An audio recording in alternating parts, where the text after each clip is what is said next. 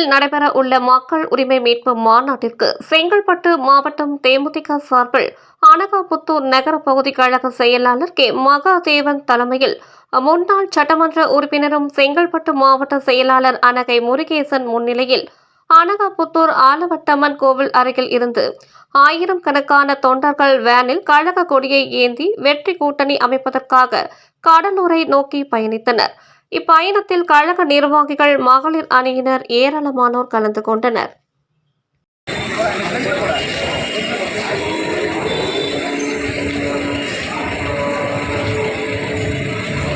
தேசிய முற்போக்கு திராவிட கழக சார்பாக ஜனவரி 9 இன்னைக்கு மாபெரும் மாநாடு. நமது கேப்டன் இல்லாத நேரத்தில்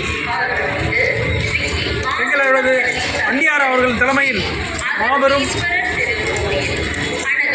மக்கள் உரிமை மீட்பு மாநாடு 2.0. இந்த மாநாட்டுக்காக தமிழ்நாடு முழுவதும் திரளாக மக்கள் வந்து கொண்டிருக்காங்க.